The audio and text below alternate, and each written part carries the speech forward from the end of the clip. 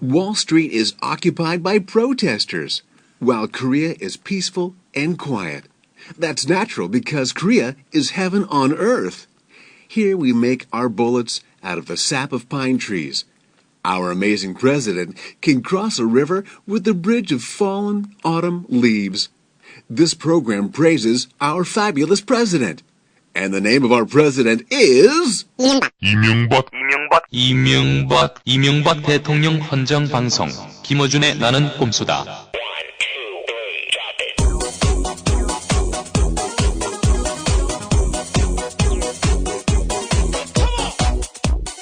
도덕적으로 완벽한 우리 카카 덕분에 매일매일이 너무 행복한 김어준의 나는 꼼수다 22회 시작하겠습니다.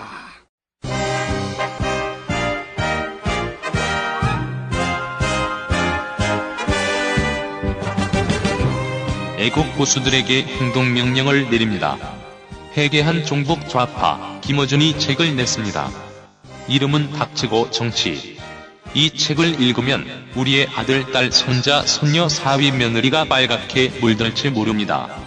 김어준의 책 닥치고 정치를 닥치고 모두 사서 읽지 못하게 합시다.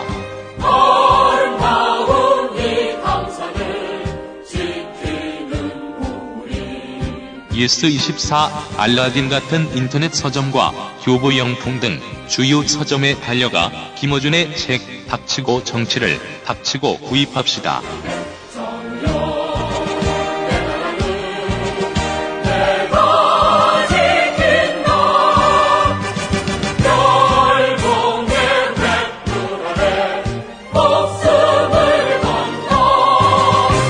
아, 그리고 그 책 읽지 마세요.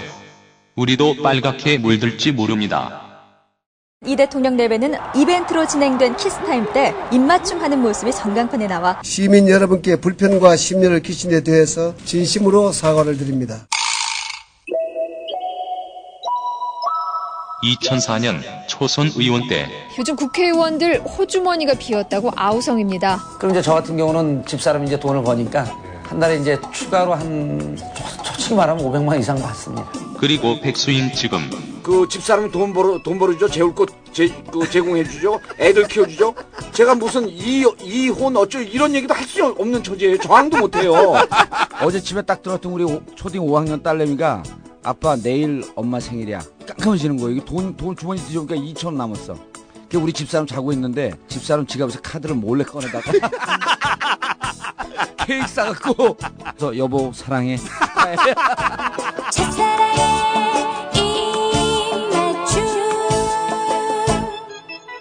꽃피는 봄이 오면 여의도에서 두 분의 입맞춤 기대하겠습니다.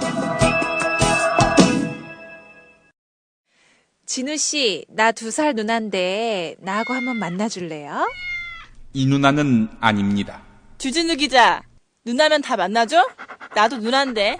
이 누나도 아닙니다. 주진우 기자는 아무 누나나 만나지 않습니다. 저한테 쏟아지는 관심 부끄럽고요. 자제해 주세요. 정직한 사람들이 만드는 시사주간지 시사인을 정기 구독하시면 주진우 기자를 매주 만날 수 있습니다.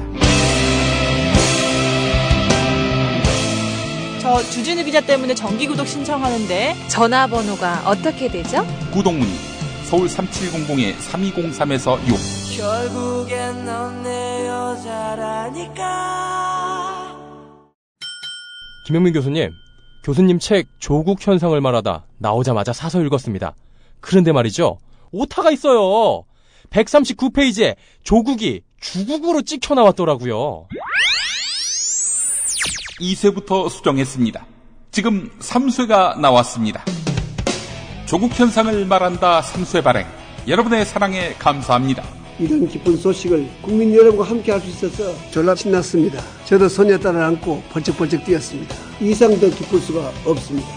주국을 조국으로 바꿨습니다. 확인하실 점 3쇄도 사주세요. 온오프라인에서.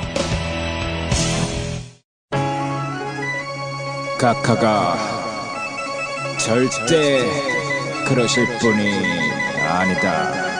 에이.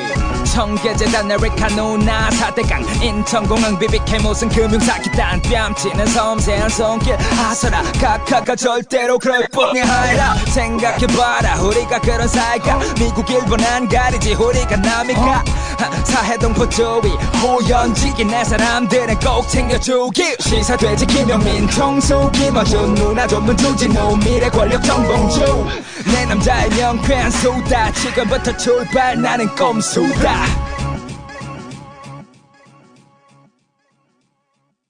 우리가 이제 박원순, 박영선 챙기는 사이에 우리 각하가 외로워가지고 멘트를 하나 남기셨어요. 도덕적으로 완벽한 정권이다. 네.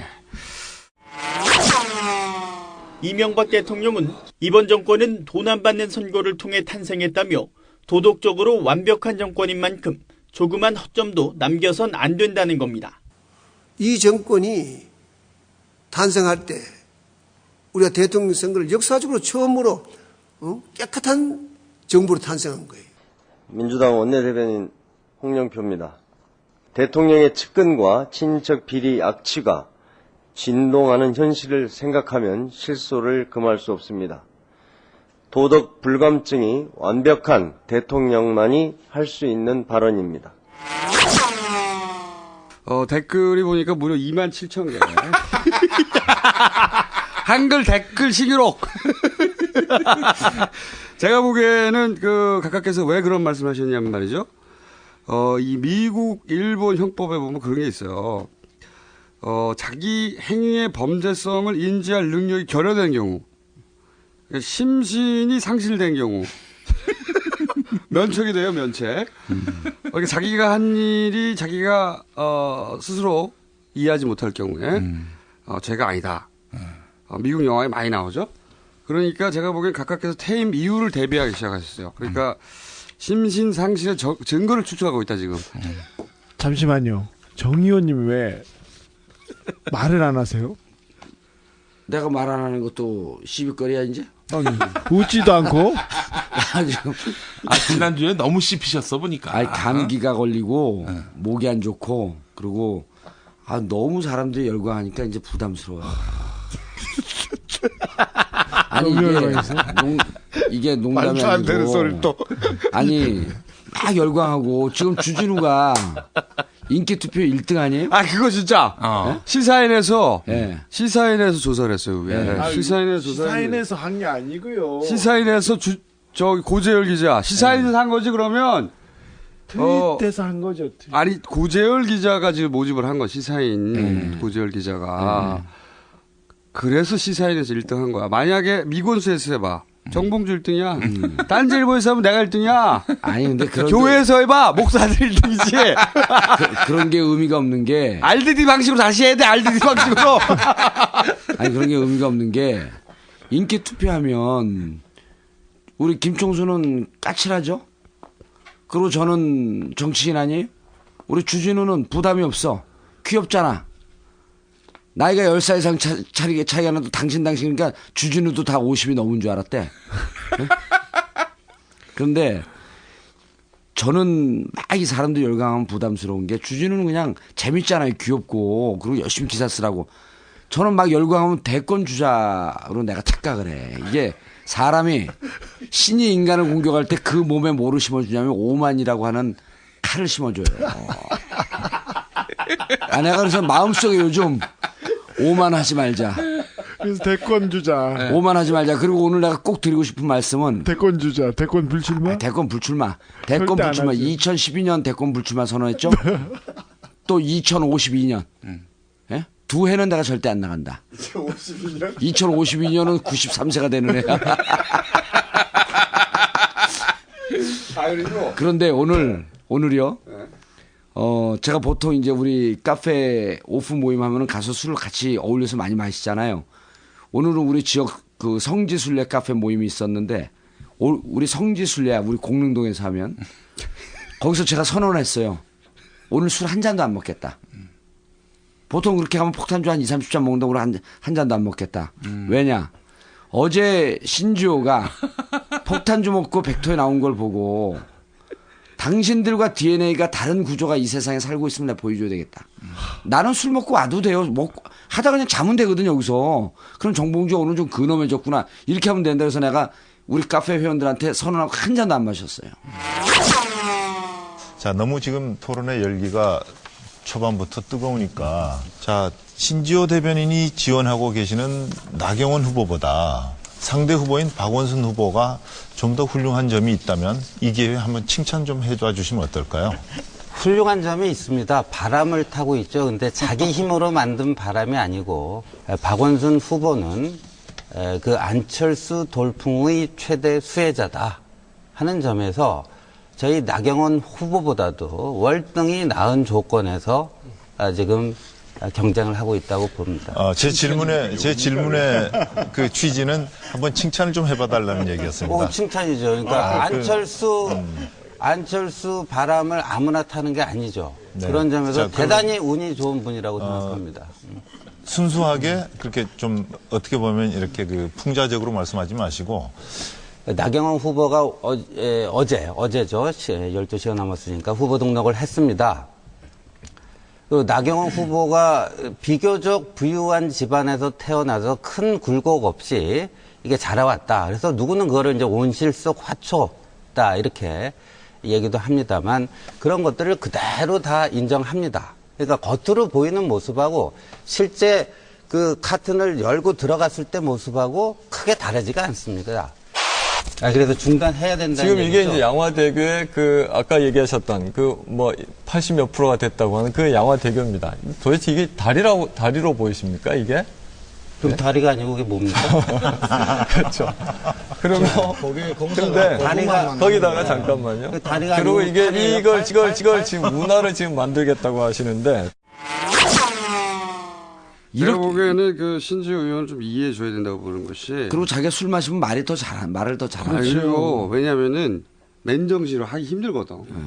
지금 하고 있는 일이. 이해해 줘야 돼. 내가 보기에는. 아니 근데 나경원, 신지호 빼고 김문수 이런 분들이 옛날에 토론에서 저한테 한번 다 제대로 밟힌 사람들이에요. 발렸어. 그래서 한나라당 내에서 지금 정봉주 괴담이 아니라 정봉주 선담이 도는데 토론에서 정봉주한테 밟히면 대권 주자 된다. 말도 안 되는. 주진우 감탄하는 표정도. 아니 근데 이 주진우가 진짜 대단한 게 물론 시사인 조사를 했기 때문에 일이 한 거예요. 그건 내가 무효라고 봐. RDD 방식으로 다시 해야 되고. 각하 방식으로 해서는 안 된다.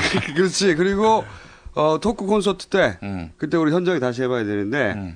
그 키스타임 할 때 신청 1위가 주진우예요. 아니 그런 거 어디 그런 거 안 돼요. 아니 키스타임이 도대체 우리가 모르는 키스타임이 어떻게 만들어진 그래요. 거예요? 저도 모르고 아무도 모르는 키스타임. 아니 탁현민이 이벤트로 얘기를 들어봐요. 의원님 하고 싶어서 지금 그런 거 아니에요? 탁현민이 그날 청계광장에서 얘기해줬어요.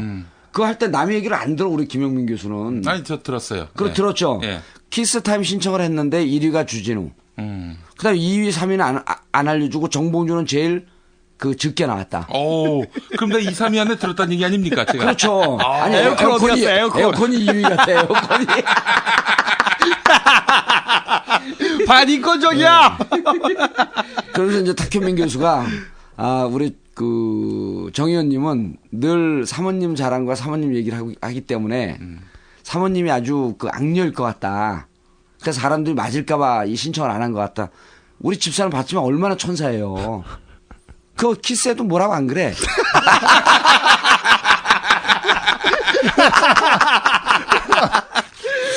이제 각자 소개하고 맞아. 이빨. 노원구 월계동 공릉동을 지역 기반으로 하는 17대 국회의원 정봉주입니다. 오늘은 좀 바뀌었죠. 월계동 공릉동으로 바뀌었어요. 월계동 지역 주민들이 진짜 항의가 들어왔어요. 월계동 뭔지 알아고? 월계동 행정구역상 1로 들어가요. 월계동, 공릉동, 하계동 이렇게 가거든요. 근데 공릉동 먼저 했다고. 당신 공릉동 사니까 공릉동 먼저 한 거 아니냐. 그래서 오늘만 월계동을 해주고 이제 이게 공릉동의 발음이 더 편해요. 월계동 주민들 이해해 주시기 바랍니다. 네. 월계동 동장 정봉주입니다. 이해해 주시기 바랍니다.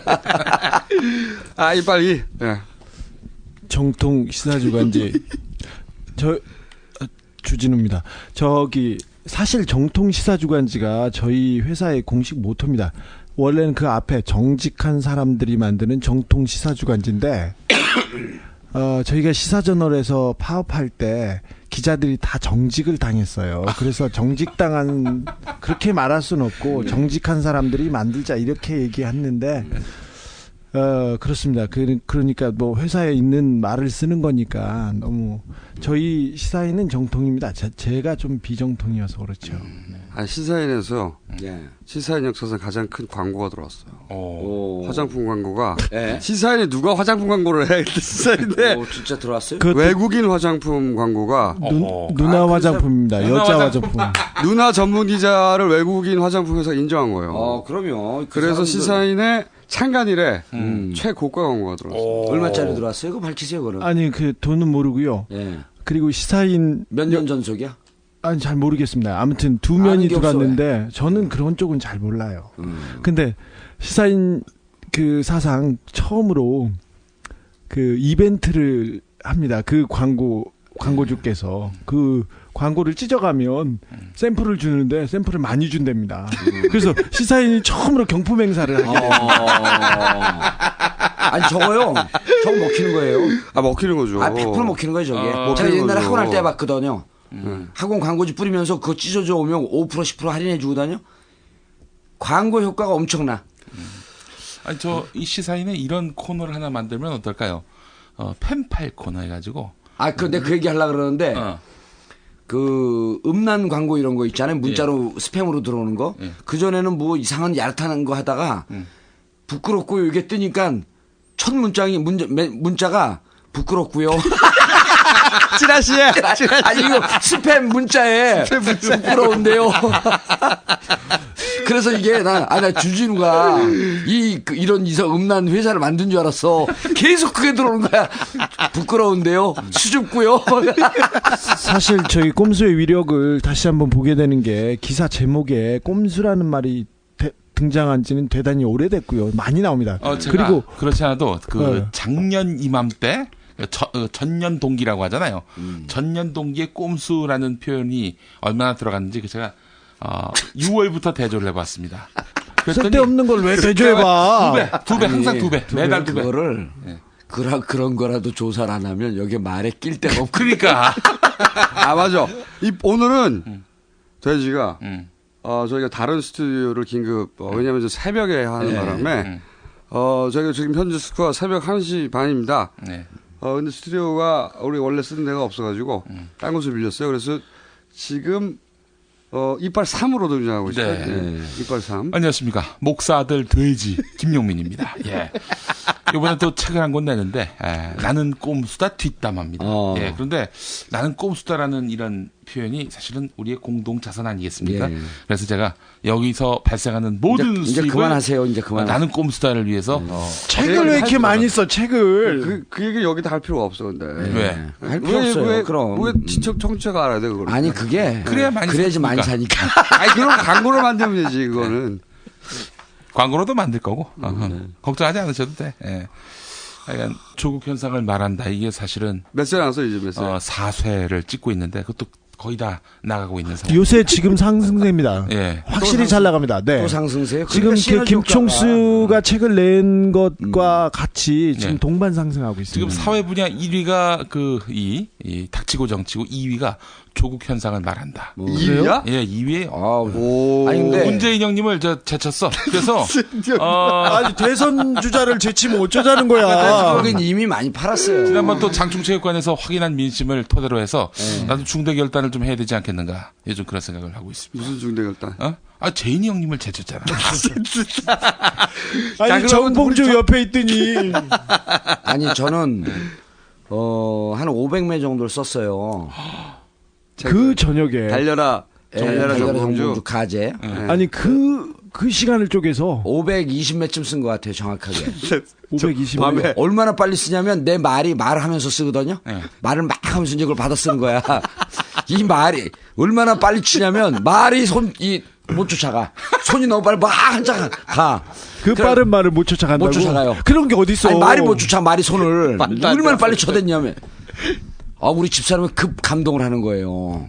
그걸 보고 감동하는 사람도 아니, 있어요? 내가 그날 전화를 해서 무슨 일이 있어 새벽에 전화를 했는데 지금 폭풍 집필 중이라는 거야. 지금 항상 폭풍 집필이야. 그래갖고 정확하게 3일 반 만에 500매 쓴 거예요. 그래서 폭풍 집필 중이야. 그래서 500매 다 썼다는 거예요. 그래서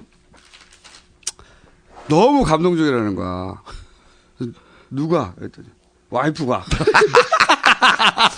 그러더니 출판사에 보내서 퇴짜 받았죠. 출판사 보냈는데 처음에는 너무너무 재밌다고 막 좋아하는데 모니터링을 돌린 거예요. 모니터링을 돌렸더니 그래서 이제 이 520매 중에 살릴 건 한 100매 플러스 마이너스.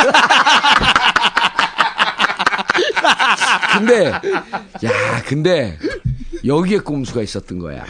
너무 많은 걸 보내줬더니 출판사에서 놀랬어요. 그 생각이 이게 보통 집필을 요청하면 계약을 하면 쓰는 사람들은 도망 다니고 출판사 쫓아오고 그러잖아. 빨리 써달라고. 자기들 얘기보다도 더 빨리 썼고 3일 만에 다 뭐 책한 걸로 써버렸으냐.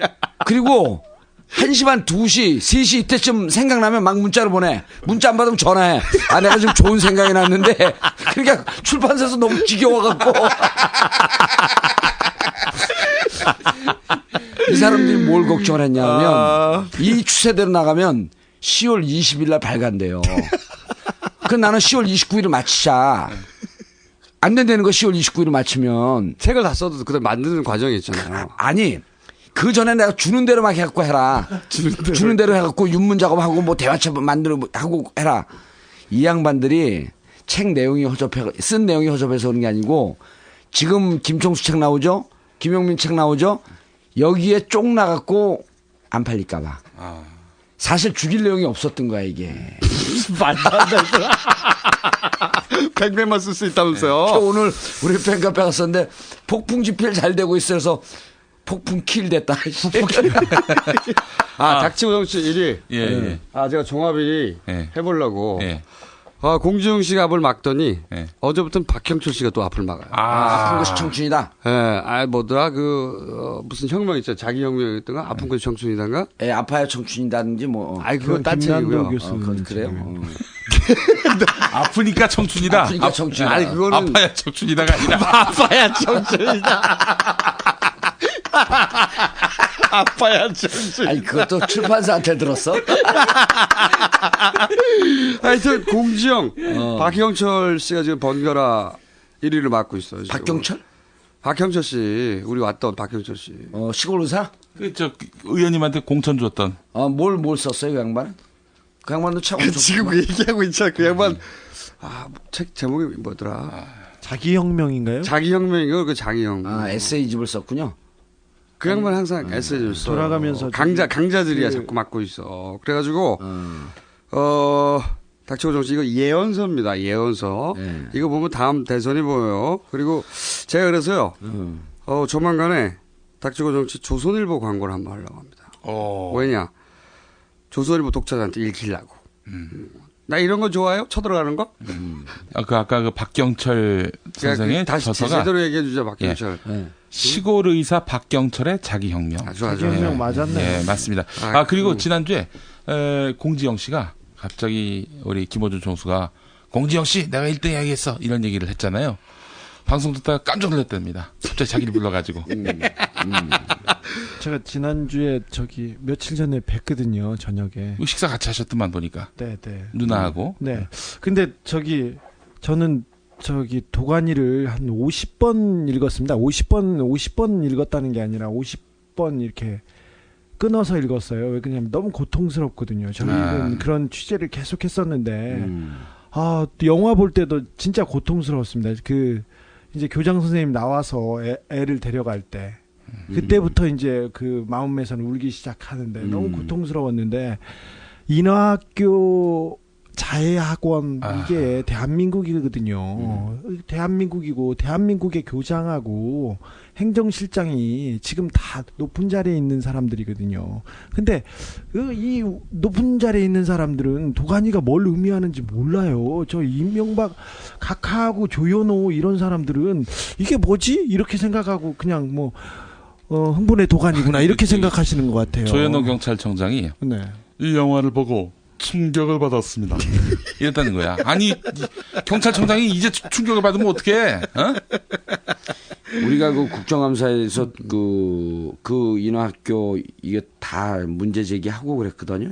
꿈쩍을 안 해요. 아 그때 그랬죠. 그럼요. 2005년에 꿈쩍 안 하고 우리가 이제 현장 실상은 이렇게까지 정확히 잘 몰랐었는데 이미 그 지역에서는 파다한 소문이 나갖고 다 알고 있는 내용이거든요. 국정감사에서 쑤시고 깨고 조지고 그래도 꿈쩍을 안 해요. 그 국정감사 때 다 지적하면 뭐합니까?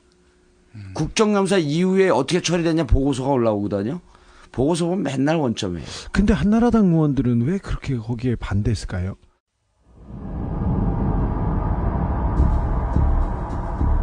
(2006년 11월 2일) 민주노동당 현혜자 의원 김포 사랑의 집, 광주 인하원, 원주 상해원, 그리고 성남재단 등 끊이지 않고 터져나오는 사회복지시설의 부정비리와 인권유리는 이제 더 이상 방치할 수 없는 심각한 상태에 이르렀습니다. 부정한 임원진이 재단의 돈을 착복하면서 국민의 혈세가 사회복지 재벌의 수중으로 흘러들어갑니다.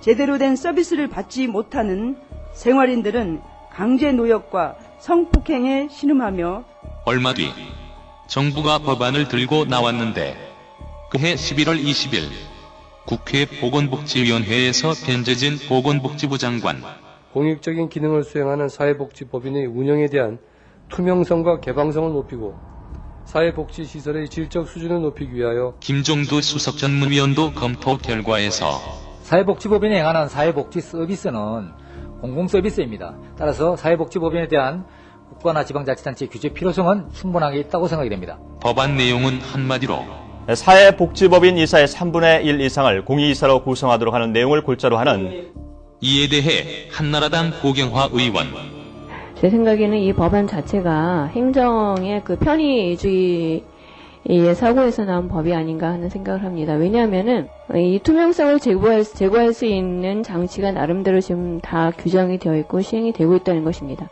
실제 복지법인 운영자들은 반발하는데 전국 사회복지법인 대표자 비상대책위원회는 국회에 계류 중인 사회복지사법 개정안을 철회할 것을 요구했습니다. 사회복지 시설이나 법인 쪽에서는 굉장히 이 내용에 대해서 반대를 하고 있는 상황인 것 같은데 그렇게 지금 의견 조절도 안 된 상황에서 이렇게 법을 내는 것보다는 이렇게 한나라당의 반대로 법안 추진이 지지부진해지자 2007년 10월 9일 전국장애인 차별철폐연대 박경섭 집행위원장 그것들을 반대한 사람들은 바로 한나라당의 고경화 의원과 김충환 의원과 안명옥 의원, 특히 고경화 의원이 중점적으로 이 문제를 반대하고 있고 사회복지 시설 비리가 지금 수십 년간 계속되고 있는데 과연 이것들을 없앨 수 있는 근본적 대안이 무엇인가에 대해서 그들은 내놓지 않고 있습니다.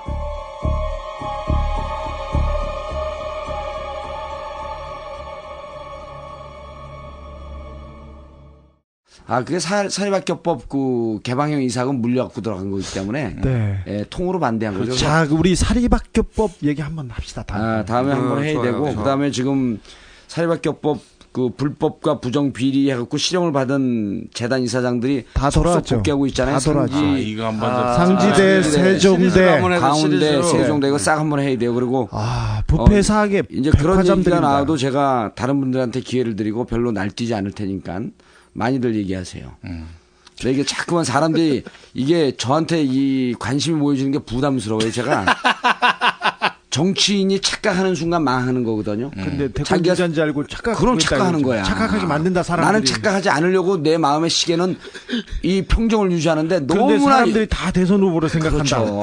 그래서 2012년, 2052년 불출마 선언했잖아. 2017년, 2022년 이럴 때 선언 안 했어.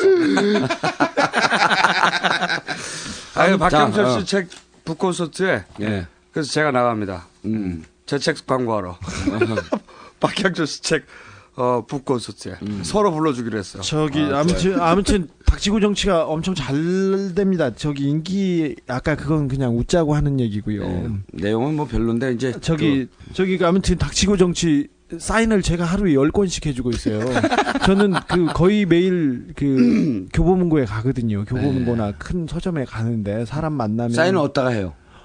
아니 근데 내지에다 이렇게 해주죠. 그러니까 말고 주진우 기자를 알아보고. 아니 그러니까 알아보는 것까지는 좋은데 저는 시사인 기자인데 시사인을 들고 가서 사인해야 되지. 오늘 우리 팬카페에서 닥치고 정치를 한 40권 정도 사인을 했어요.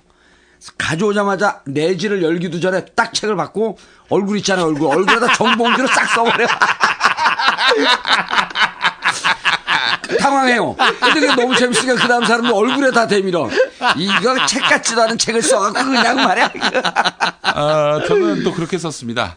이 책만으로는 결핍 현상에 시달릴 수가 있다. 그러니까 조국 현상을 말한다를 함께 읽어야 이게 아니 근데 맞아. 그 뭐야. 돼지가 내 사진을 구했어 어디서? 예. 누가 나한테 보냈더라고 메일로. 예. 그거 어디서 구했어?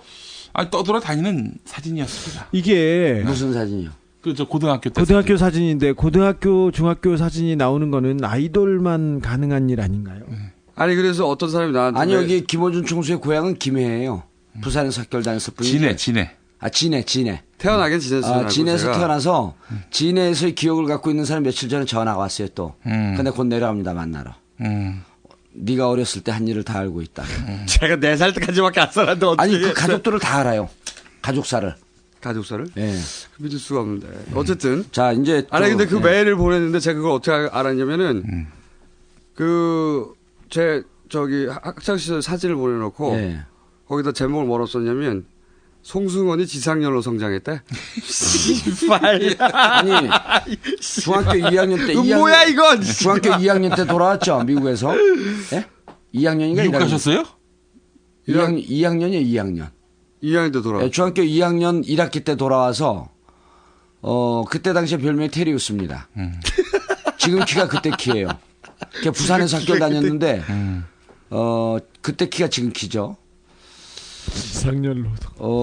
그때 와서 한 달이 채 되지 않았는데 중간고사를 보는데 전교 1등을 합니다. 아니, 그걸 어떻게 자세히 이렇게 들었어요? 깜짝 놀랐어요 사람이. 깜짝 놀랐다. 아니 와갖고 한 달이 안 됐고 저 문자질 좀 그만해. 아니 이때 호리호리하고 키가 커갖고 별명이 테리우스였었다니까. 그리고 전교 1등을 해 미국에서 와갖고. 그 학교가 전교 몇 명이었어요? 이제 그만해. 반대 의견에도 귀를 기울이겠습니다. 거짓말 점점 커져요.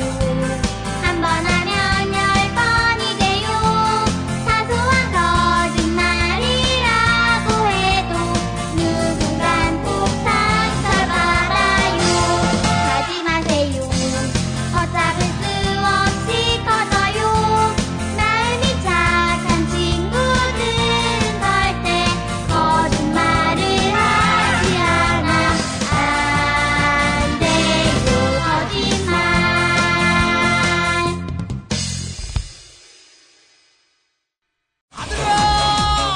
시구를 부탁하노라. 아버지 걱정은 하지 마세요. 아직 위에 팬티 입고 오늘도 난 길을 나서네. 히딩크 전 국가대표팀 감독에게 서울시 명예 시민증을 주는 자리에 아들을 불러서 함께 기념사진을 찍게 한 이명박 신임 서울시장.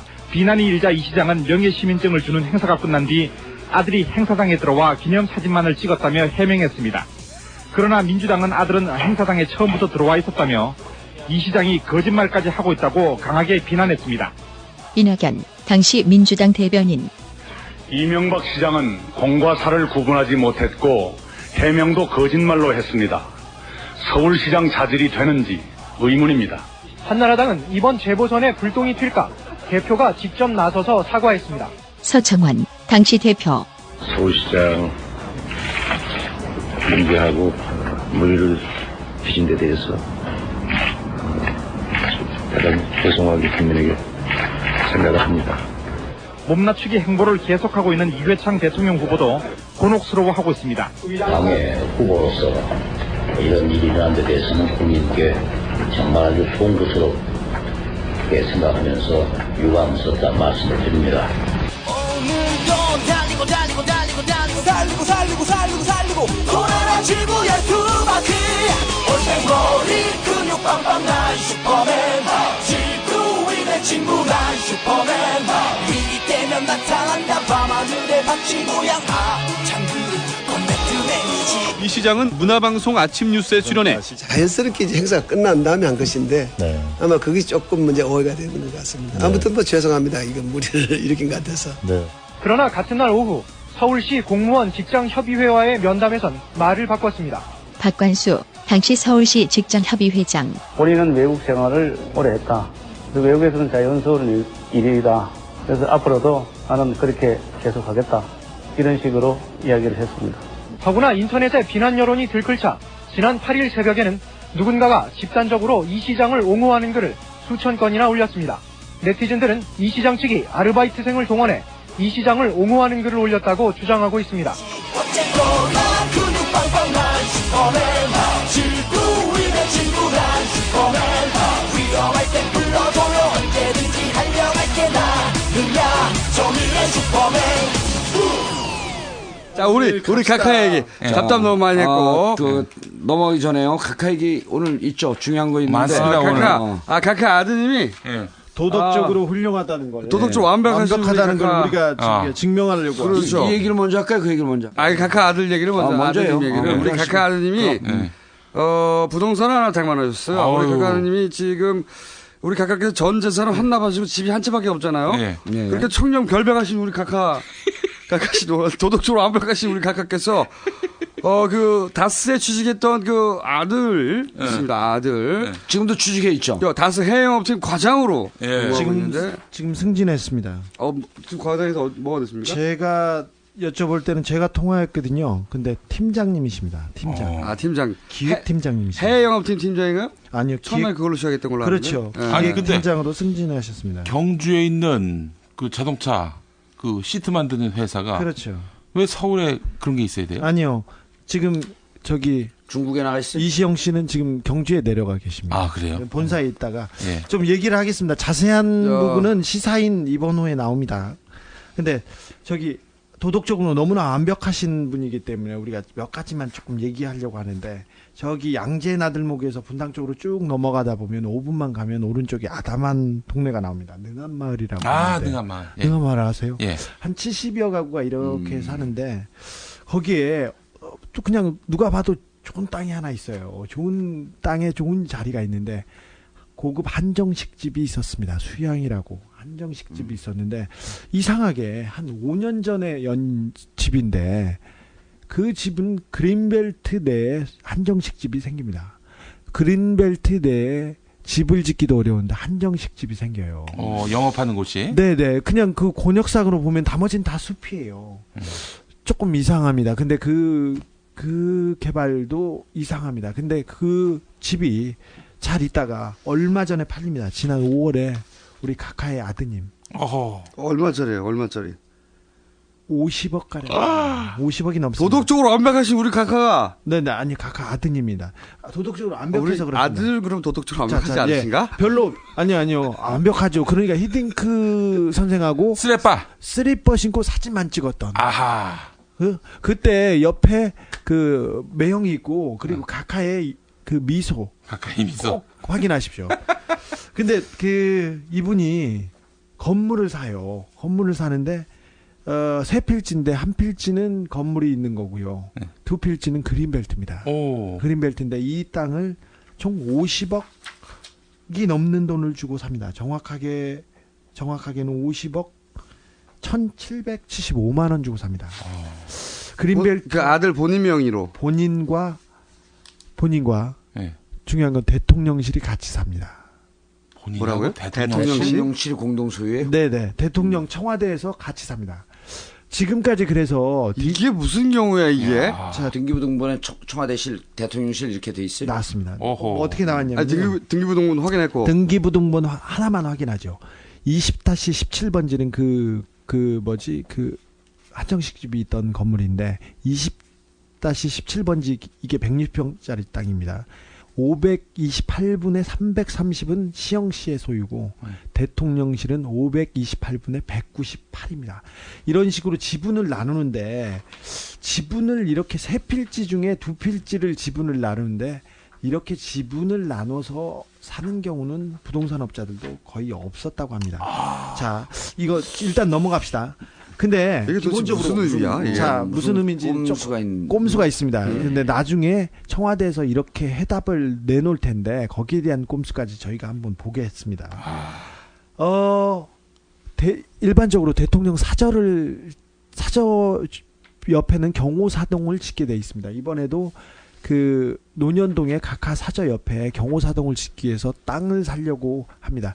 원래 70억 원을 좀 달라고 그랬는데 70억 원이 너무 많다고 해서 작년이었죠. 작년에 그 박기춘 예산소위원장도 너무 많아서 30억 원으로 깎았죠. 현직 대통령은 청와대에서 하니까 상관없는데 전직 대통령의 경우 대통령의 사저 옆에 경호사동을 두기로 했지 대통령 자녀의 경우에는 경호사동을 짓는 경우는 없습니다. 그렇죠. 현직 대통령이라고 해도 그 출퇴근으로 경호를 합니다. 근데 그 집을 지어서 이렇게 하는 경우는 없습니다. 만약에 외국에 나가는 거나 위험한 데 간다면 그 예외 조항이 있을 텐데 그런 법령도 없고 전례도 없고 이런 거는 상식에도 없었답니다. 지금 그러니까 대통령 아들의 퇴임 이후 경호 사동을 짓기 위해서 대통령실이 그 땅을 매입했다. 그렇게 일단 그렇게 나와요? 아직 해명은 가기 전입니다. 그렇게 추정하는 거지. 그렇게 나올 것이라고. 네네. 근데 집을 50억 넘게 주고 샀는데 기본적으로 이명박 대통령이 골프장 회원권과 논현동 집 말고 나머지 청계재단에 다 이렇게 기부했죠. 그래서 돈이 없어요. 자, 근데 시영씨 재산은 어느 정도 되냐면요. 93년도부터 이렇게 쭉 살펴봤는데 그 대통령이 취임했을 때 한 번 시영씨가 그 재산 등록을 하는데 3,656만 원을 신고합니다. 2008년에 2009년부터는 시영 씨가 독립 생계를 했다고 해서 재산 신고를 고지를 거부합니다. 사실은 대통령 주변이나 친인척은 이걸 다 의무적으로 해야 되는데 거부합니다. 근데 기본적으로 거부할 수는 있습니다. 법적으로 하자가 없죠. 네네. 네, 근데 이분이 2008년 7월부터 그 매영이 회사로 있는 한국타이어에서 한국타이어 부사장으로 있지 않습니까? 조현범 씨가 매영이. 그래서 거기에서 인턴을 하고 정규직 사원을 조금 했고요. 김재정 씨가 그 대통령의 처남이죠. 김재정 씨가 자꾸 한 2010년 2월에 갑자기 자꾸 하자 2010년 8월에 다스 해외 영업팀 과장으로 그렇죠. 들어갑니다. 그리고 승진하다 지금 기획팀장이 있는데 2년 정도 근무를 했는데 3,600만 원 총 재산에서 지금 그 50억짜리 집을 산다는 거는 말도 안 됩니다. 지분 쪼개기를 해서 지분해서도 20-30억 주고 산다는 건 이것도 납득이 안 가죠. 대통령도 돈을 주지 않았습니다. 돈이 지 혼자 막 은행에 입금된 거 아니야? 아니. 근데 오늘 지금 주진우 기자 얘기를 지금 내가 유심히 들어보니까요. 지분 구성이면 그 지분에 해당하는 돈은 크진 않아요. 왜냐하면 500분에 뭐 20몇 이렇게 돼갖고 저 돈은 이빨을 맞춰놓은 거예요. 아니요. 돈 액수. 그러면 이시영 씨가 지분이 액수가 얼마쯤 돼요, 그럼? 지금 이렇게 생각해 보면 액수로 따져 보면 한 3분의 2 아니면 5분의 3 정도라고 추정할 수는 있는데요. 근데 기본적으로 두 가지만 생각하자면 일단 이 돈의 출처가 불명확합니다. 물론 대통령 돈도 아니고 여사님 돈도 아니고 일단 시영 씨 돈도 아닙니다. 다른 데서 가져오겠죠. 해명은 아직 안 했고요. 제3자 소유라고 하는 건 거기에 이제 그 고정적인 멘트니까. 제3자 소유로 하기에 할 수 없죠. 지금은 대통령 아들 명의로 돼 있습니다. 그리고 돈을 제3자 소유의 돈을 가져왔다. 자, 그렇죠. 두 번째 문제점이 뭐냐면 이 시영 씨가 사들인 땅이 지금 용도 변경 중입니다. 그린벨트가 대부분이라고 했지 않습니까?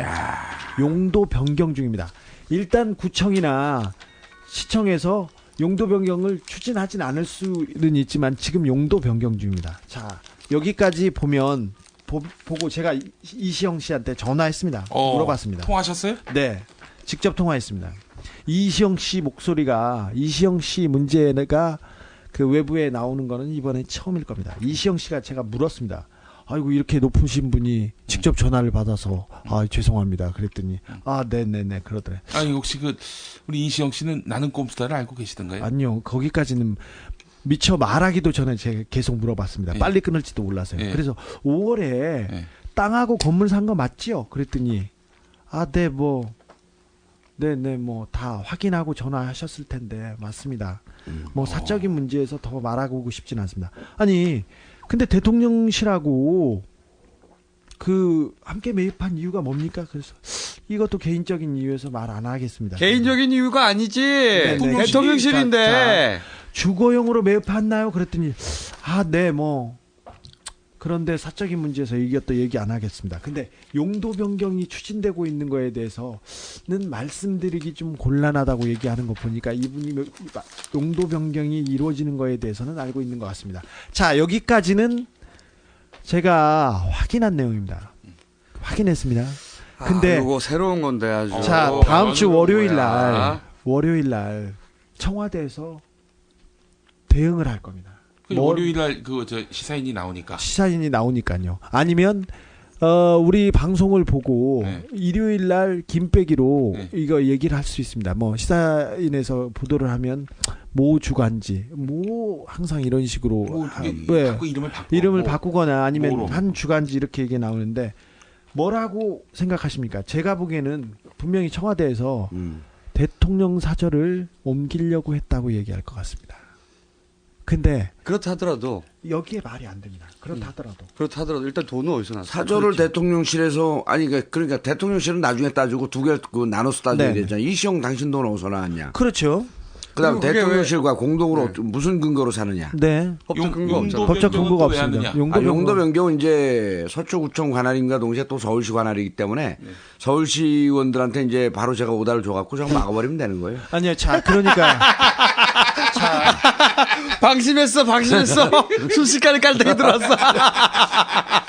용도 변경은 서울시가 관여하죠. 그렇죠. 가장 중요한 역할을 하죠. 근데 대통령 사절을 지으려고 했다면 이거는 그럼 명백한 불법 증여에 해당할 증여도 수 아니지. 있습니다. 그렇죠. 아니 우리 돈이 어디서 나왔는지 각하가 돈이 없잖아 지금 다. 그리고 그 사절하고 얘기할 가능성이 가장 크고요. 다른 가능성에 대해서는 뭐 누가 사줬다 얘기를 할 수도 누가 있어요. 사줬다 하면 불법 정치자금이죠 또. 뭐 가족이 사줬다고 하겠죠. 가족이 아주 갑부들이 아닙니까? 갑자기 자연이 아름다워서. 그래도 불법 증여죠 다. 증여세 안 냈을 거 아니에요. 모르죠. 증여세를 처리하고 있을지 모르지 지금. 자, 지금 어떻게 하고 있을지 좀. 요거 자세히 지켜봐야 될 사안입니다. 저쯤이면은 뭔가 자기들 대책을 세우고 저렇게 무대뽀로 들이밀진 않잖아요. 아주 꼼꼼하게 점검을 하는데. 틀림없이 주진우 기자한테 전화가 왔다는 거를 저쪽은 알고 있는 것이고. 그렇죠. 이미 제가 오늘 어떻게 움직였다, 제가 뭘 잡았다더라 이렇게 소문이 정보기관에서 다 돌았습니다. 그래서 정보기관 사람들이건 어디 사람들이건 다 전화하고 왔다 갔습니다. 자, 대통령 가족과 직계 가족에서 처음 일어나는 일입니다. 어떻게 처리하는지 분명히 봅시다. 전 계속 팔로우하고. 네. 벼랑 하나 제가 당 지도부가 된 듯한 느낌인데 국회 차원과 서울시의회 차원에서 신속하게 좀 대응할 수 있도록. 본인은 그때 국회의원이 아니잖아요 지금. 지난번 기사 얘기에 정말 우리 꼼수의 위력이 대단한 게 너무 의원들이 많은 부탁과 많은 협의를 해와요. 그 부담스러워. 이거는 내가 바로 후속 조치를 취하도록 할 테니까 기자는 이제 지금까지 기자 임무를 다 했고. 네. 하나만 더 하겠습니다. 정치권에서 대응을 하도록 하겠습니다. 네, 감사합니다. 전 의원님. 뭘 대응했어 지금껏? 정봉주가 움직이는 세상이 바뀝니다. Yeah, whistle. 어쩌면 그분은 그러실 분이 아니란 걸 알지만 그냥 한번 소설을 써보는 것. 픽션. 나는 꼼꼼하다고. 나는 여러분이 그다 거짓말. 나는 각하. 나는 꼼수.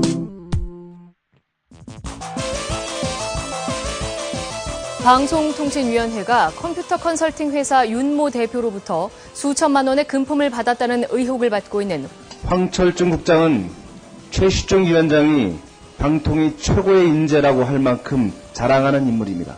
그리고 청와대에 근무했던 인물입니다.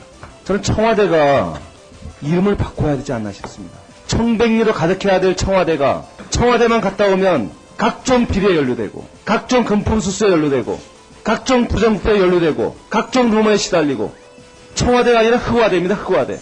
청백리가 아니라 흑백리로 득실되고 있습니다. 최신희 위원장이 총애하는 인물이 부정부패에 연루됐으면 마땅히 사과하는 것이 국민에 대한 도리가 아니겠습니까? 2011년 10월 6일 국정감사 자리. 민주당 김재윤 의원에 이어 최종원 의원의 질의, 그리고 최시중 방송통신위원장의 답변. 이제 그 무거운 짐을 좀 내려놓으실 때가 되지 않았을까 생각합니다. 위원장께서 야인으로 돌아가신다면은 그저 저한테 그냥 이렇게 언젠가 한번 소주 한잔 사주세요. 네. 뭐 소주 한 잔이 아니라 여러 잔 사겠습니다. 여러 잔 사겠습니다. 네, 저도 그래서, 이 무거운 짐 그렇게 오래 지고 싶지 않습니다. 예, 하여튼 이 황철중 이 사건에 관한 방통위를 치욕의 방통위로 만든 사건에 대한 책임도 일정 부분 지셔야죠. 예.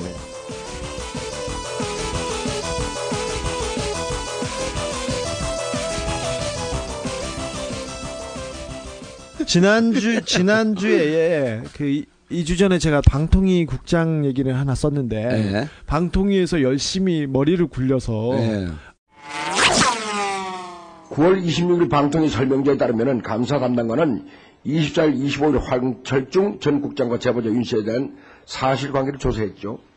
그 결과 황 전 국장은 언론에 보도된 의혹 사실을 전면 부인했고 제보자 윤 씨 또한 자체 조사 과정에서 자신의 개인적 감정으로 사실과 다른 내용을 시사인에 제보했다고 했습니다. 가장 일을 줄이는 방법이 뭘까요? 그 돈 준 사람하고 돈 준 사람이 거짓말을 했다거나 해서 바보를 만들어가지고 이 일을 엎는 거겠죠. 근데 이상하게 재밌는 현상이 보이고 있는데 제가 사실은 그 방통위에 국장 넘버3를 잡으려고 제가 그렇게 취재를 열심히 하진 않았습니다. 정말 석 달 정도 취재한 건데 저희는 또 최방통 선생님이나 그 밑에 있는 양아들 정용욱 선생님 한번 잡아보겠다고 열심히 했습니다. 열심히 했는데 최방통은 뭐 다 잘 아시니까 제가 설명 안 하겠습니다. 아, 시중이요? 네. 그렇게 말하면 안 되지. 왜 시중이라고 그래? 시중이 형이라고 그랬어. 응? 아, 시중이 형? 시중이 형이라고 그랬어요. 오케이, 다시 해, 시중이 형. 시중이 형? 네. 씨발.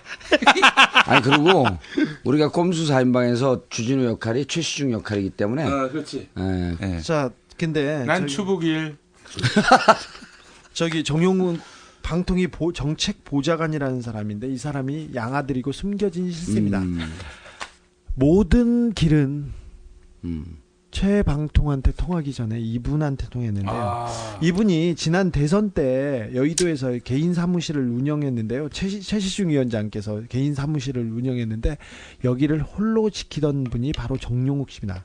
이 사람은 정치 관련 홍보회사 한섬기획이라는 회사를 하다가 인연을 맺어서 그래서 그 최시중 방통위원장의 가방을 들고 다녔습니다. 2008년에 방통위에서 방송연구 담당이라는 자리를 만들어서 정 씨를 정책보좌관에 앉혔습니다. 근데 많은 논란과 많은 우려 그리고 많은 의혹이 이분 주위에 계속해서 모락모락 피어나고 있습니다. 저도 사실은 제가 이분 관련된 취재를 하고 있다는 것도 방통위나 검찰 그리고 청와대에서 잘 알고 있습니다. 이분 이민 가신답니다. 국적을 포기하고. 국적을 포기하는지는 모르겠는데 이민 갑니다. 이분이 그 방통위에 들어가기 전에는 노원구 공릉동에 사셨어요. 근데 집인지 자기 집인지 전셋집인지 모르겠는데 급창피해지네. 여기에 들어가자마자 이제 강남으로 건너가셔가지고 큰 집을 사셨습니다.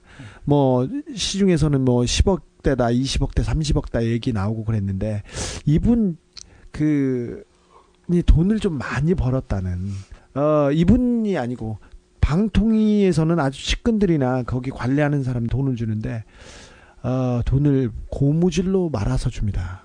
고무줄로 말아주는 거는 이게 띠지를 떼가지고 정성스럽게 하는데 이게 신권은 다 피하고 국권으로 줍니다. 몇 가지 요소 있는데 이분 이민 가신답니다. 검찰이 수사를 안 하면요 저희가 합니다. 저희가 합니다. 근데 이렇게 튄다고 끝날 일은 아닙니다. 네.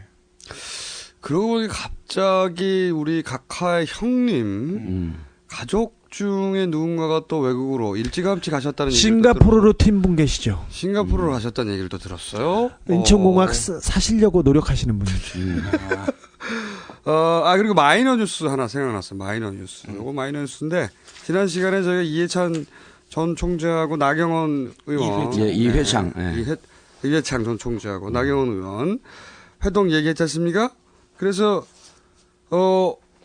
나경원 후보 쪽에 기자들이 확인 전화를 했어요. 만났냐? 근데 부인했어. 안 만났다고. 근데 몇 시간 뒤에 실토를 하죠. 네, 만났다. 만났는데 이제 정치 선배를 정치 선배가 인사했을 뿐이다. 근데 이거는 처음에 왜 안 만났냐고 했는데 대한 대답은 아니잖아요. 그죠? 그렇게 답을 하면 안 되지. 이렇게 말을 했어야지. 만난 사람이 이해창인 줄 몰랐다. 답변이 일관성 있어야지. 근데 그 사이에 지상욱 씨가 저한테 맞짱 토론 제안을 했어요. 예. 누구한테요? 저한테 맞짱 토론 제안을 해가지고. 둘이서 맞짱 떠서 뭐 하게요? 그러니까 나경원하고 토론해야 되는 거니까? 네? 공식적으로 제안했어요? 아니, 뭐 무슨 언론에 보도를 했어요. 아니, 언론에. 그러니까 지상욱 씨가 지금 김총수한테요? 저한테 맞짱 토론을 제안을 했어요. 아니, 시문화가 하면 받아주지. 그래서, 지상욱 씨 어디 일단 한 군데라도 당선된 다음에 다시 연락 주시고. 그런데. 아직 체급이 아니야? 선진당에서 후보를 사퇴시켜버렸어, 후보를. 공천을 안 줬지? 그게 아니죠. 그게 아니라 서울시장 후보, 사퇴를 권유했어요. 근데 이 사람이 반발해서 탈당한 거 아닙니까? 탈당했죠. 예. 그러니까 원래 이제 국민중심당하고 선진당하고 합쳐가지고 자기 세를 먼저 보여주고 그리고 나서 대선에서 한나라당하고 딜을 할 때 몸집을 키우고 자기 세를 보여줘야지 이 자기 값을 받을 수 있잖아요. 예. 그런데 이렇게 이제 어차피 한나라당하고 단일화 할 것이다. 이런 소식들이 나가면은 자기 값이 똥값이 되니까. 그래서 일단 서울시장 나가지 마라 하니까 반발을 해가지고 지상욱 씨가 탈당을 했죠. 여기서 제가 그래서 중구 오리알이 됐는데 제가 예언 하나 합니다. 이 지상욱 씨 한나라당 들어갑니다.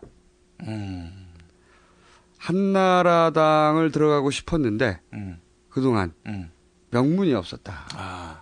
울고 싶은데 뺨 때려준 적이네요. 어쨌든 결과적으로 그렇게 됐는데 어쨌든 지상욱 씨 제가 보기에는 말이죠. 우리가 이 나는 꼼수다 방송을 하는 동안 마지막으로 언급하는 겁니다. 지상욱 씨.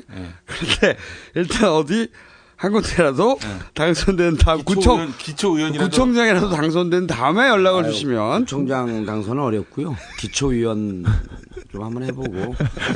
아니 그리고 이제 이렇게 제가 정치인으로서 마이너 뉴스 끝. 네, 아니 정치인으로서 보면 기초의원 되기도 시의원 되기도 국회의원 되는 거나 똑같이 어려워요. 의원 되는 건 피선출직은 무척 어려운 겁니다. 지상욱 될 데가 없어요. 누구요? 심은하가 있잖아요. 지상에서 없어. 지상욱. 누구요? 심은하가 있잖아요. 지상욱한테는. 요즘 20대 심은하 모릅니다. 그래요? 예. 30대 이상은 알잖아요. 어쨌든 제가 보기에는 언론에 언급되는 마지막이라고 보는데요. 예. 일단 당선 뭐라도 하나 되고 나서 연락 주시면은 제가 고려해 보겠습니다. 고려해 보겠습니다. 저 친구로 좀 맺어주면 안 돼? 절친 자격이 아직 안 돼. 아니 그러니까 저도 친구한다고 할까봐 놀랐어요. 절친 자격이 안 돼 아직 공주를 거치지 않았기 때문에. 그나저나 홍준표 대표께서 나는 꼼수다 출연을. 홍준표 대표가 말이죠 기자들하고 나경원 캠프 들렀다가 이제 한잔 하시다가 기자들이 옆에서 나는 꼼수다 박원순, 박영선 이렇게 하고 하는데 한나라당에서는 안 하냐 뭐 이런 얘기가 나왔겠죠. 예. 그래서 갑자기 기자들 보는 앞에서 센 척하느라고 전화를 하셨어요. 전화를 하셔가지고 저한테 전화를 해요. 첫 마디가 김어준이 박원순 편이라며. 첫 마디가 그래서 제가 아니 그럼 내가 나경원 편합니까? 그랬더니 그 다음 마디가 아주 죽입니다. 그 다음 마디가 황금 시간대 1시간만 빼줘. 황금 시간대. 그래서 이분이 이제 나는 꼼수다를 안 들어보셔가지고 지금 그날 들은 것 나는 낙꼼수를 들은 것도 그날 처음 아닐까요? 기자들한테. 아니 꼼수다라는 얘기를 듣긴 들으셨나 본데. 그렇죠. 네. 그 기자회견할 때 뭐 누가 우리가 꼼수를 쓴다고 하는데 진정한 꼼수는 민주당이다 이런 표현을 한번 한 적이 있어요. 꼼수 얘기야 뭐 많이 하니까 근데 듣진 않다가 기자들이 옆에서 이제 하니까 또 한번 센 척 하신 거야. 하셨는데 이제 주변에서 걱정이 많아요 지금. 특보 계속 전화합니다. 어쨌든 다음 주에 나오시는 걸로 확정. 그것도 내가 자꾸 언론에서 꼼수 그러는데 그런 꼼수 부린 일 없어요.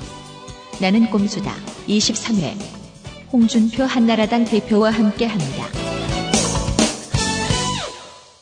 저는 그러한 삶을 살아오지 않았습니다. 오직 당분 격파를 위해 섬세하고 위대하신 나는 꼼수다. 새빨간 거짓말입니다 여러분.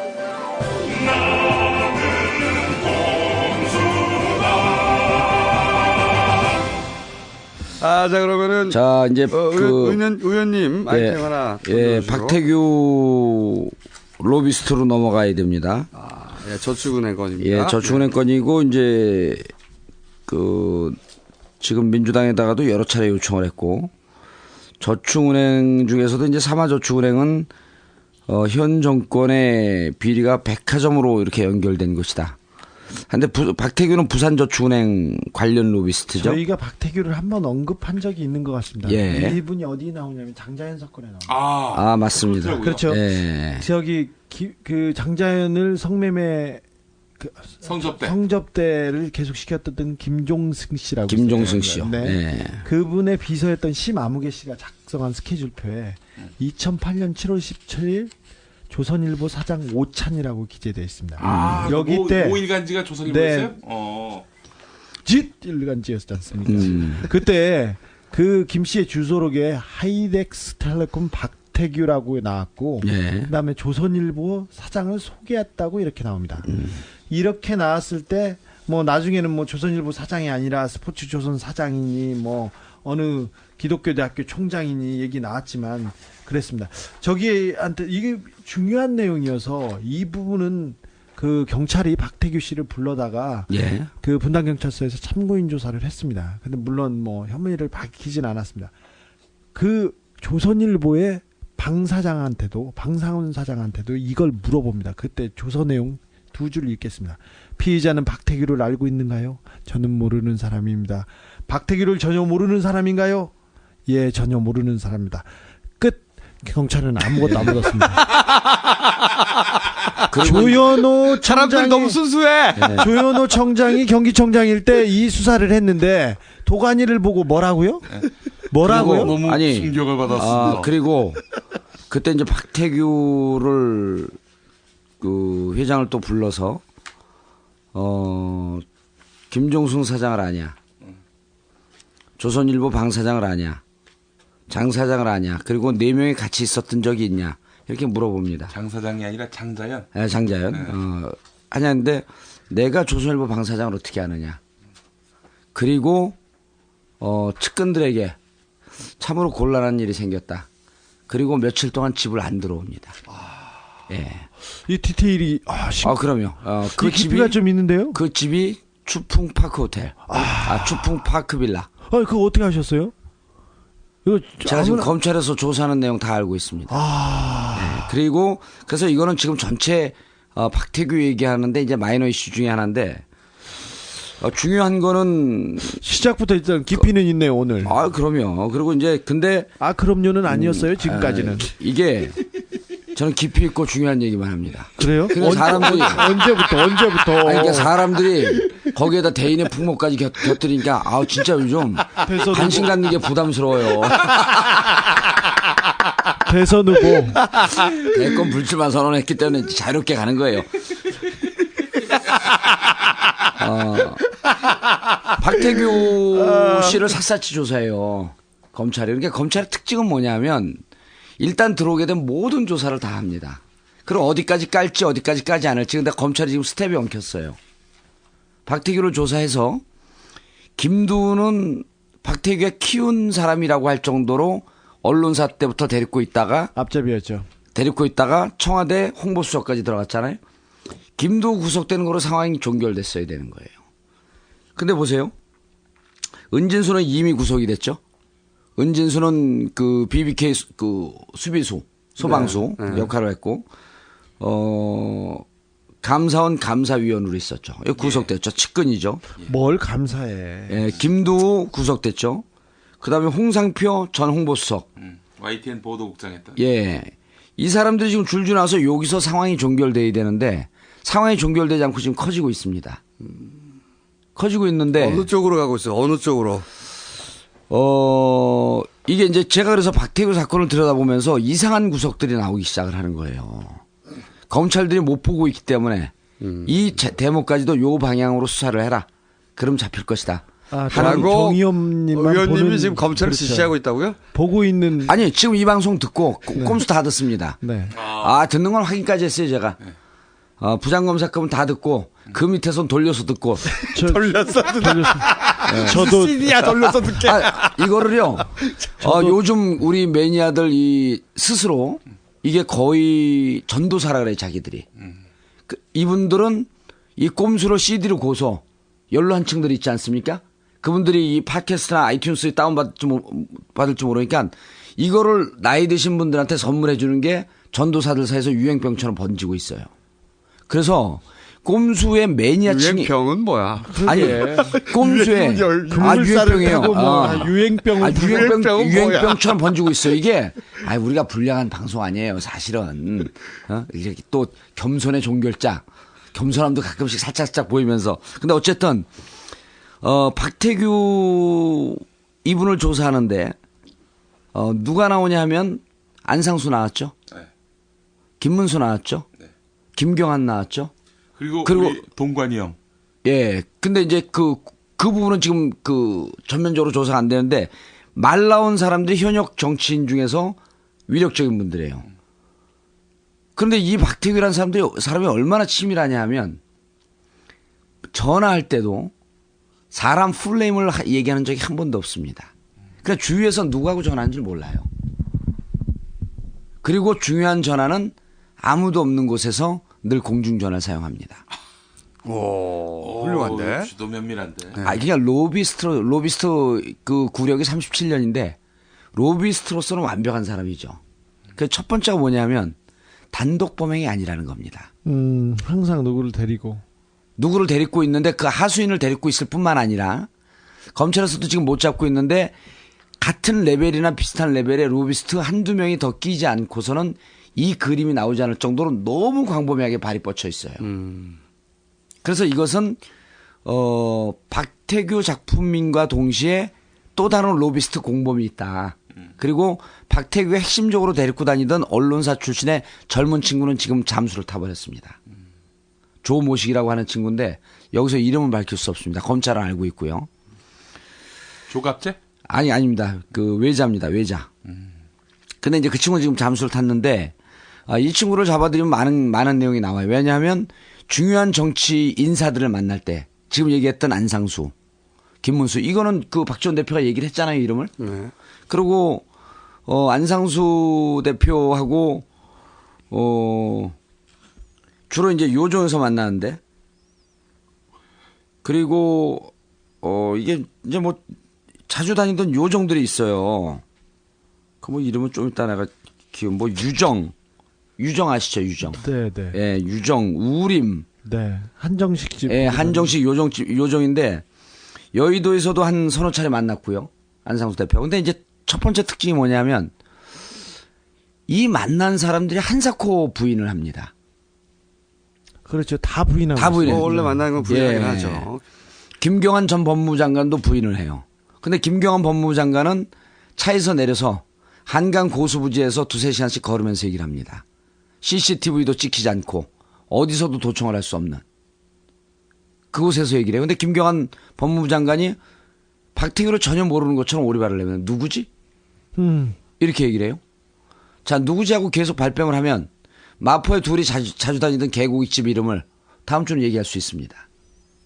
근데 이분들이 꼭 개고기집에서 이렇게 개고기집을 좋아해요. 개고기 좋아해요. 개고기집을 좋아하나 몰라. 대방동 마포. 그렇죠. 예, 마포. 너무 각하적이야 다들. 그렇죠. 그리고 아니 안상수, 김문수 이 두 분도 부인하는데 재밌는 장면들이 나와요.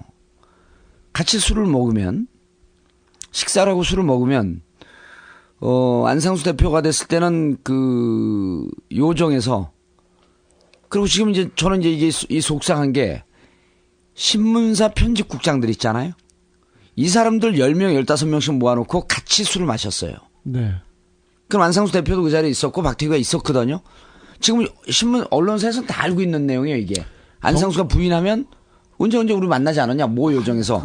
근데 이제 그 유정, 미당, 장원, 우림 이런 데가 이제 집중적으로 만난 데인데요. 자, 생각을 해보세요.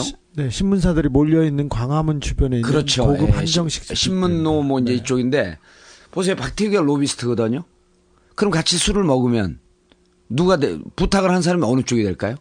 박태규 아닙니까? 갑자기 질문을 하시고. 아니 그러면 술값은 누가 내죠? 박태규가 내죠. 박태규가 내야 되잖아요. 네.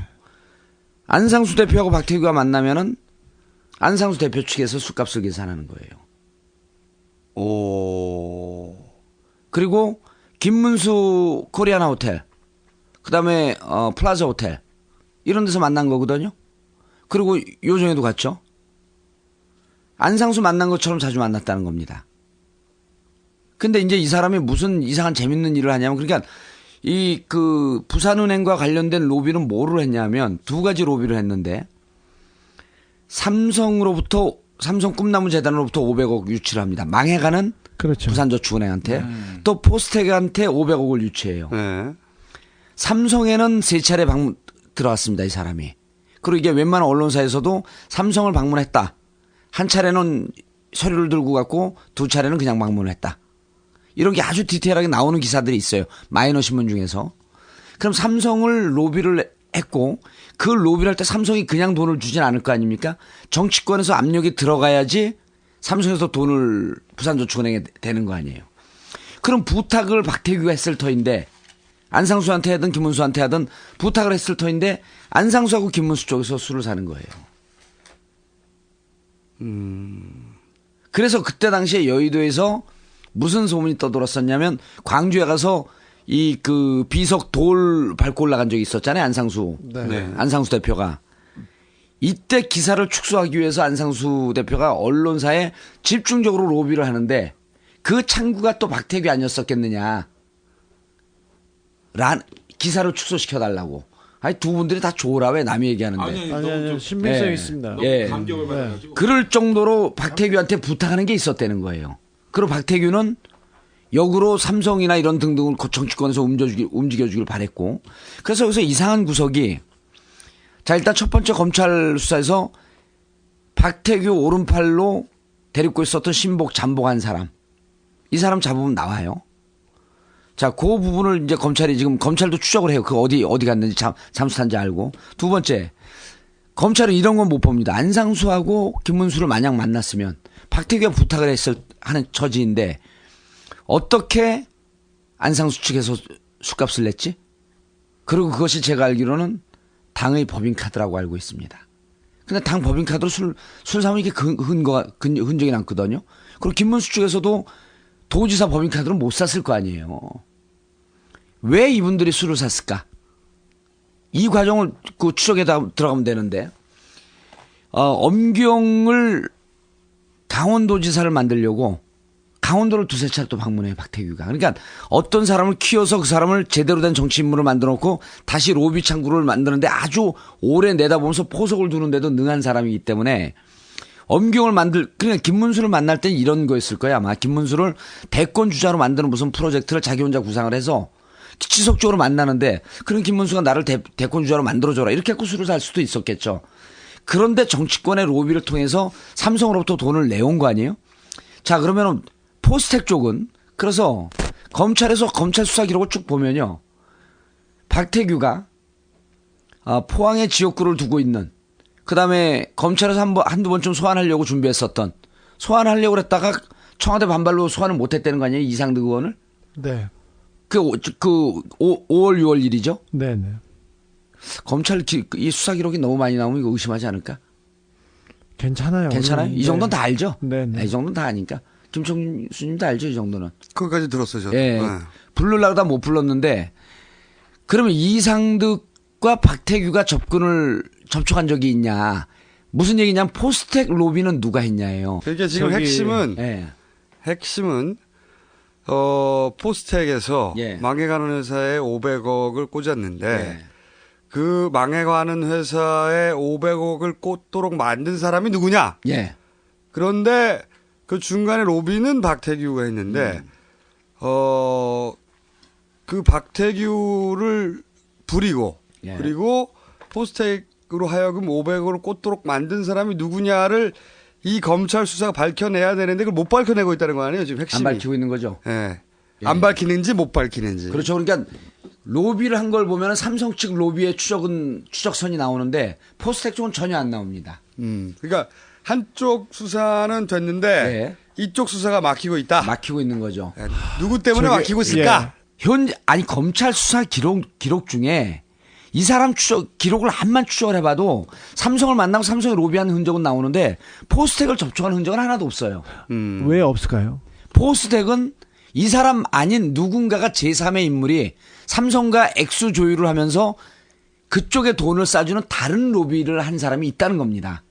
그런데 그 수사를 검찰이 안 하고 있는 거죠. 안 하고 있다. 예, 그리고 검찰로 하여금 수사를 안 하게 할 정도의 권력을 가지고. 예, 그리고 우리가 이제 이거는 여기서부터는 소설이나 추정이 될 수 있는데 이미 5월이나 6월에 포스텍에 로비를 해서 돈을 싸줬을 것이다. 여기에 영향력을 행사했을 것이다라고 하면서 대통령의 형인 이상득 의원에 대해서 검찰 내부에서 소환해서 조사해야 된다라고 하는 말이 돌았단 말이에요. 네네. 검찰 출입 기자들한테 다 나온 얘기 아니에요. 그렇죠. 그때 검찰에서 그 이상득 의원을 소환하려고 해서 실제로 갈등이 컸습니다. 커갖고 청와대하고 갈등이 있었다라고 하는 설이 다 도는 거거든요. 그 언론사의 정치부에서는 돌던 얘기죠. 다 돌던 얘기죠. 그래서 지금 실제로 근데 박태규를 까봤더니 포스텍 쪽은 로비한 흔적이 하나도 없어요.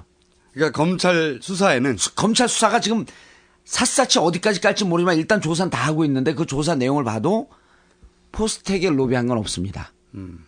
그럼 포스텍을 로비한 건 진짜로 포스텍 로비한 실체는 따로 있다. 이게 핵심인 겁니다. 근데 박태규가 가려서 없는 게 아니고 박태규는 안 했어 실제로. 그러니까 안 하고도 7억을 받았어. 그럼 누군가가 만약 비슷한 로비를 했으면 그 사람도 7억을 받지 않았겠느냐. 그리고 그 7억은 로비스트가 가져간 것이고 실제 500억을 쏘게 만든 힘의 실체가 누구냐? 검찰도 수사하지 못하고 있는 이게 핵심인 거 아닙니까? 그리고 1,000억이 들어갔잖아요.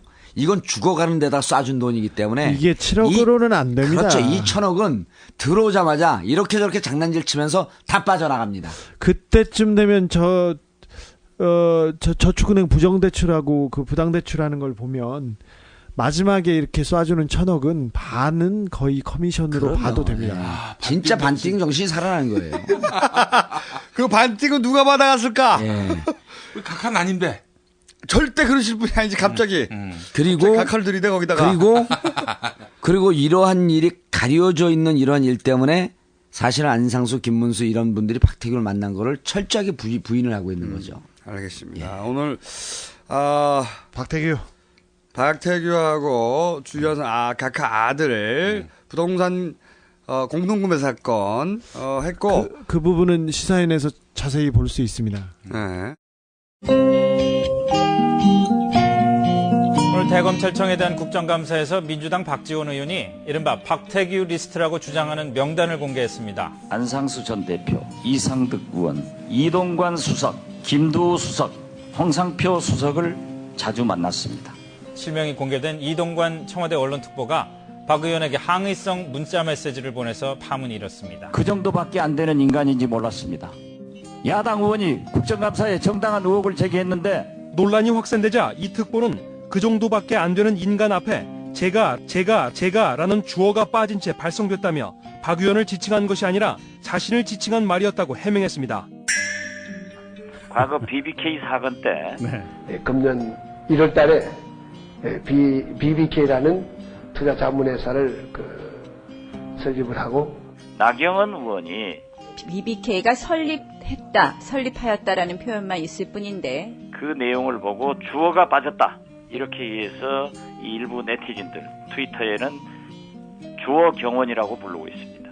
엉터리 주어 동관을 또 탄생시켜서 기자, 대통령 홍보수석, 언론특보, 홍보 전문가가 이렇게 궁색한 변명을 하는 그 자체가 참으로 한심하기 그지없습니다. 네. 그러면은 언론특보 해임하라는 요구는 계속 되시는 거죠? 당연히 해야죠. 네. 그것도 대통령을 모시고 있는 언론특보가 측근히 10월 5일자 경향신문 완평 내용. 이명박은 밥 먹는 시간도 아깝다고 생각합니다. 밥 처먹었으니까 경제는 꼭 살려라잉. 알겠냐? 경제를 살리겠습니다. 경제를 살리겠습니다. 이 광고의 완성 문장은 혹시 부자, 그러니까 고소득층의 경제를 살리겠습니다 아닐까? 내가 말없는 방랑자라면 이 세상에 돈이 되겠어. 내가 길 찾는 너들이라면 이 세상 끝까지 가겠어.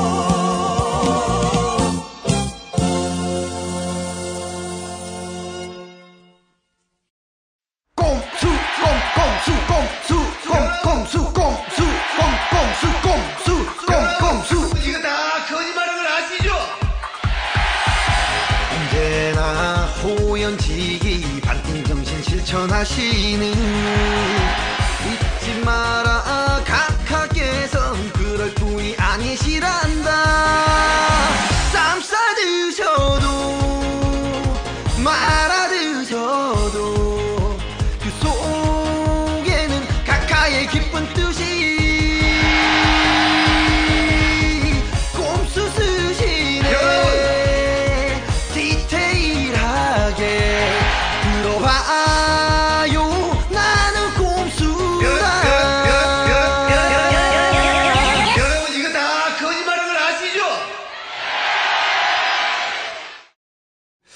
마지막으로 이제 박원순 후보 경선 현장에 우리가 있었어요. 네, 그 얘기를 마무리를 해보죠.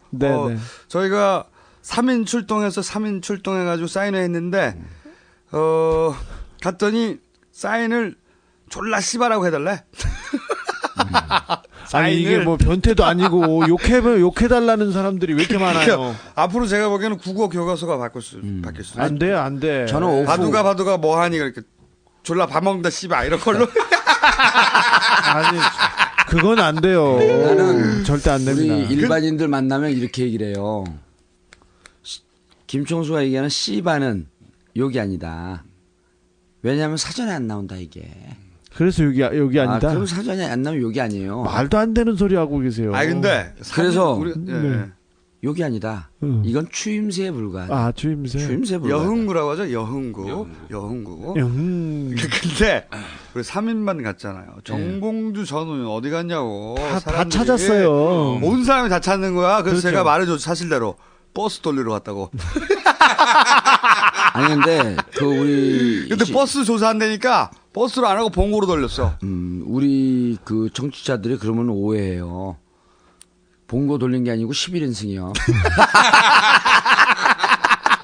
참 유연해. 우리가 버스 조사한다니까. 아니 그래서 우리 그 회의하다가 의원님 15인승 돌릴까 해서 그거는 금방 알잖아. 11인승 돌려 11인승. 근데 그게 아니고 진짜 재밌는데 15인승 회의하다가 그 전날 야 빨리 15인승 예약해. 그리고 회의하다 그랬더니 막 돌리는데 15인승이 동이 나버린 거야. 버스 말고 15인승으로 다 하느라고. 우리가 몰라 그거는 모르는데. 버스 조사하니까 11인승 15인승 이렇게 줄인 거예요. 민주당에서. 그래서 한 8,000명 나왔죠? 예. 민주당이 돌린 게 결국은. 모르겠어요. 그 정도 나왔는지 그렇게까지 못 나왔을 거예요. 실제로 실제 돌려도 그래도 민주당 하는 건 귀엽다. 저는 그래서 동호대교 앞에 있는 터널부터 이렇게 쏙 훑고 저 뒤쪽에 있는 장축제육관 뒤쪽으로 다 훑어봤거든요. 정말 버스를 많이 못 데려왔다. 제가 버스 조사한다고 그러니까. 제가 웃자고 이 얘기를 이제 이렇게 까고 그런 건 아니고요. 정당에서 이 정도 수준까지 해도 큰 문제 없어요. 큰 문제 없는데. 민주당은 이런 그 당원들을 조직적으로 동원하고 이런 거가 이미 병폐로 된 지 2007년서부터 됐습니다, 이제. 네. 2002년, 이인재 때도 병폐였었고요. 이거를 그러니까 당원들 동원시키면서 외부 사람들 들어오지 못하게 담을 쌓아버린 거거든요. 담을 쌓은 정당이에요, 민주당은. 그래서 민주당은 이 담을 뽀개고 이제 앞으로 당의 전당대회도 국민들이 다 참여할 수 있는 국민경선제로 바꿔야 돼요. 그래야지 20, 30대가 들어오는 거거든요. 단순 국민경선제가 민주당이 사는 길입니다. 단순 국민경선제가 아니라 국민경선하고 막 신청을 해요. 그럼 또 버스를 실어 날라야 돼. 실어 날리는 거 하지 말고 원하는 사람은 체육관으로 오고 그렇지 않은 사람은 모바일로 투표를 해라. 모바일 탑다운 방식으로 투표를 해라. 이게 민주당이 살고 20, 30대가 민주당에게 관심을 갖고 유권자로 들어가는 길입니다. 저 경선장 많이 취재 가봤는데 이번처럼 자발적인 시민들의 참여가 많았었던 이번처럼 유모차 부대 이번처럼 그 사랑하는 연인들이 와서 인증샷을 찍고 그런 그 경선장은 처음이었습니다. 내가 지금 맞은편에서 주진우 기자의 눈빛을 보면서 참 저렇게 눈치가 없을까? 이게 무슨 이야기냐면 제가 해석을 해드릴게요. 해석을 들어야 돼, 해석을 해드릴게요. 그러니까 앞으로. 모바일 투표까지가 중요합니다. 모바일 투표까지. 앞으로 지금까지는 민주당에서 이렇게 버스 동원을 했는데 앞으로 국민들이 휴대폰으로 이런 식으로 하게 되면 그렇죠. 정봉주 전 의원이 무조건 당대표가 될 수 있다. 최고예요. 당대표 되는 사람들이 아니야 당대표 하면 안 돼. 저는 만약에 대권 후보 1등을 해도 1등을 한다고 상정을 해 미리. 당의 경륜이 있는 분에게 대표를 양보해요. 아이고.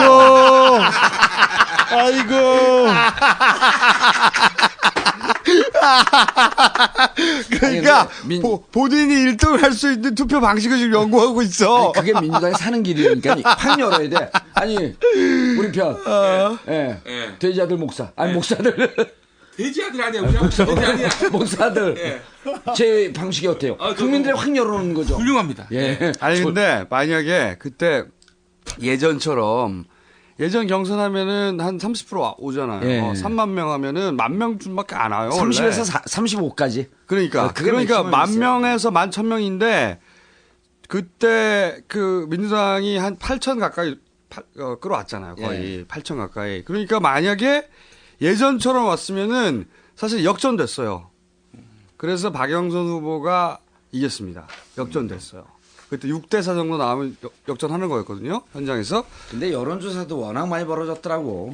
그래도 6대4 정도가 됐으면 만약에 10,000명 중에 8,000명을 데려왔으면은 게임 끝나는 거죠. 근데 총 17,800여 명인가? 900여 명 가까이 그렇죠. 왔어요. 60%니까. 굉장히 많이 온 진짜 많이 온 거예요. 엄청나게. 많이 온 거죠. 예상보다 거의 2배가 오고 10배가. 그러니까 이렇게 자발적으로 신청해서 자발적인 시민들이 60% 그 체육관 선거가 60%가 나온 게 처음이고 그래서 이제 민주당이 이번에 20, 30대를 이렇게 그 제목들을 뽑았잖아요.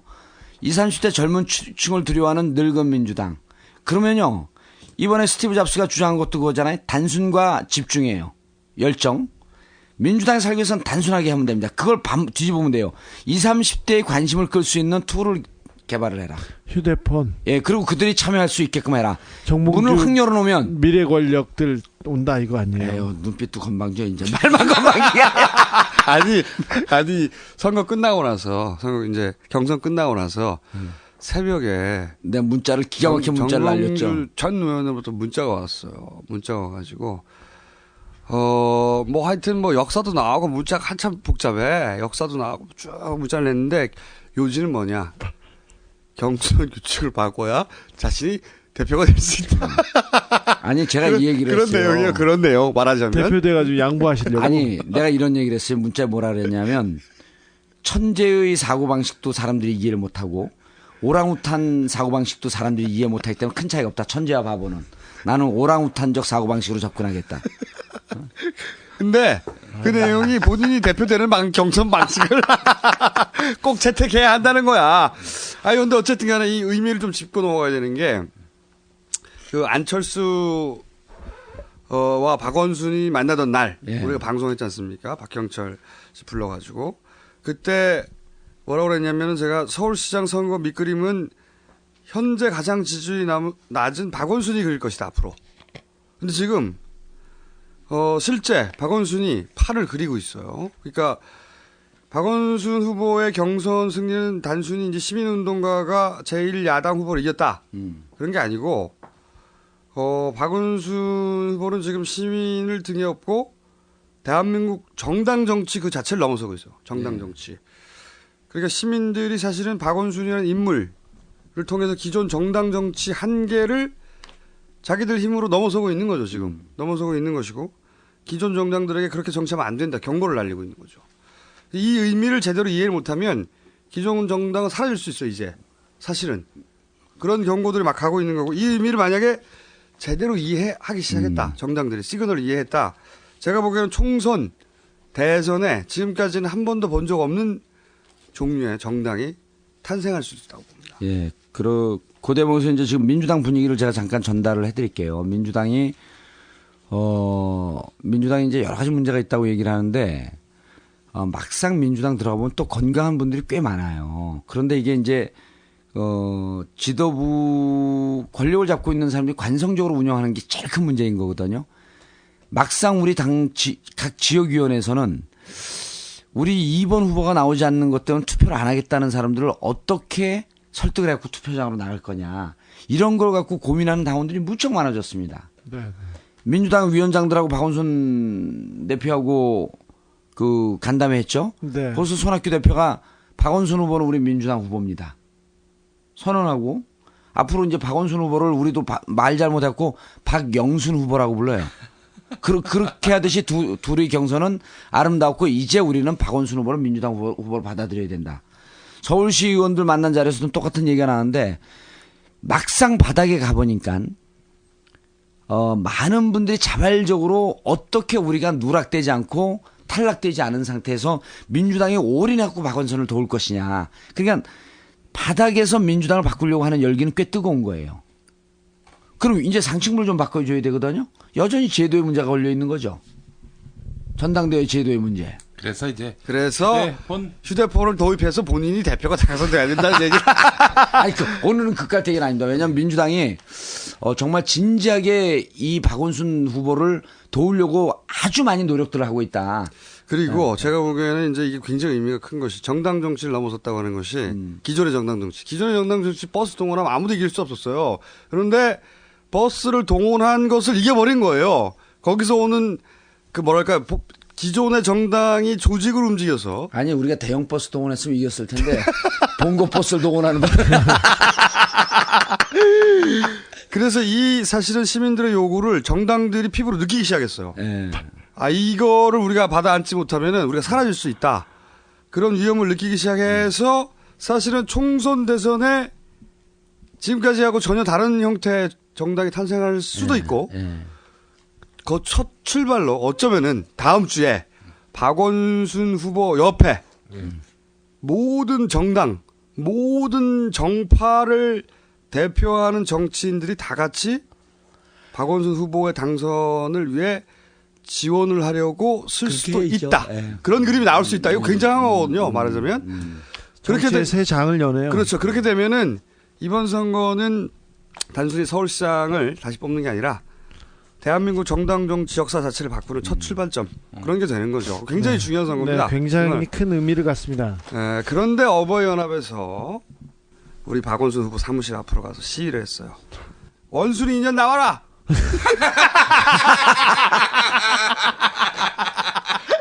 남자인 줄 몰랐던 거야. 어부연합 너무 좋아, 씨발. 실제로 그렇게 했어요? 그렇게 했어요. 네네. 우리를 너무 도와줘, 어부연합. 네. 원순이 인연 나와라, 이렇게. 나경원하고 붙으니까 여잔 줄 알고.